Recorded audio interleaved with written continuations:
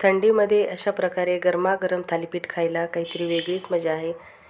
तर भरपूर तीळ लावलेले पालकाचे थालीपीठ खूप टेस्टी तयार होतात. मिक्स पिठापासून बनवलेले खुसखुशीत पालकाचे थालीपीठ अशा थंडीमध्ये नक्की बनवून बघा, नक्कीच आवडतील. आणि त्याचसोबत मस्तपैकी दही.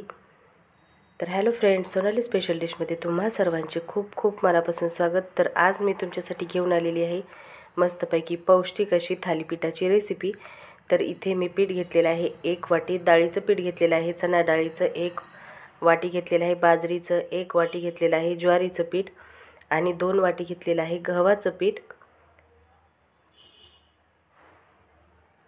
आणि आता याच्यामध्ये आपण मसाले टाकून घेणार आहोत. 1 ते 1.5 चमचा मी इथे जिरे पावडर टाकलेली आहे, हळद टाकलेली आहे अर्धा चमचा, चवीनुसार मीठ टाकायचं आहे. 2 बारीक चिरून घेतलेले कांदे मी याच्यामध्ये टाकलेले आहेत. पालक घेतलेला आहे पाव किलो, स्वच्छ धुवून चिरून घेतलेला आहे. आणि कोथिंबीर देखील घेतलेली आहे. भरपूर असा पालक आणि भरपूर अशी इथे कोथिंबीर आपल्याला घ्यायची आहे.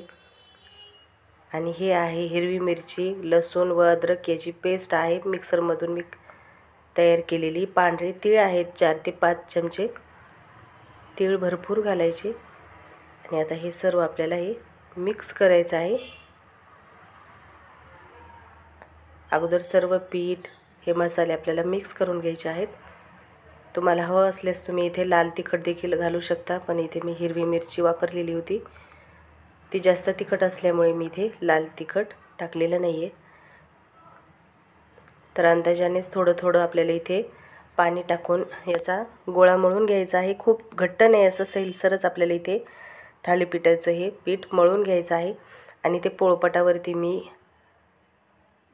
एक स्वच्छ सुती कपडा टाकून घेतलेला आहे. त्याला थोडंसं पाणी लावून आपण ओलसर करून घेणार आहोत. त्याचसोबत तीळ देखील घेतलेले आहेत वरतून लावण्यासाठी. आणि आपल्याला केवढं थालीपीठ छोटं मोठं हवं आहे त्या आकाराने आपल्याला इथे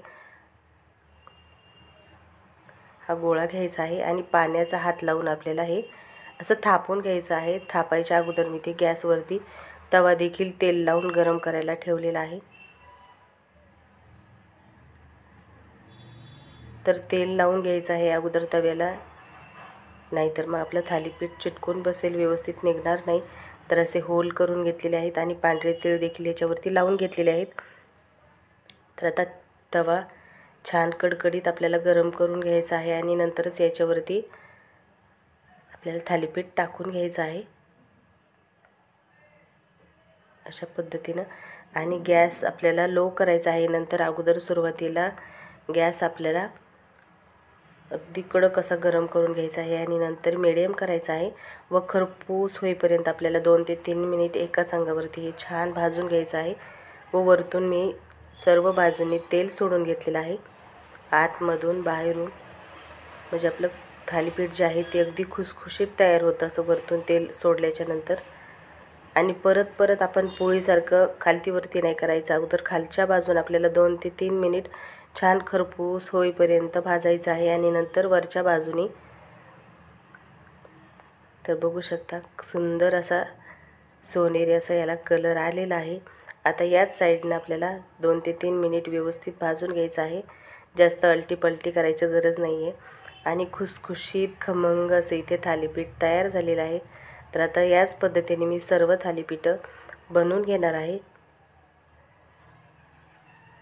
तर तुम्ही हे थालीपीठ मुलांना शाळेमध्ये सुद्धा देऊ शकता, डब्यात सुद्धा देऊ शकता, मुलांना खूप आवडेल. आणि याच्यासोबत आपण भरपूर भाज्या हे घातलेले आहेत, तीळ घातलेले आहेत, पालक कोथिंबीर घातलेली आहे, त्याच्यामुळे भाजीची याच्यासोबत अजिबात आवश्यकता नाही आहे. तर आता सर्व थालीपीठं मी अशाच पद्धतीने खमंग होईस तर भाजून घेणार आहे.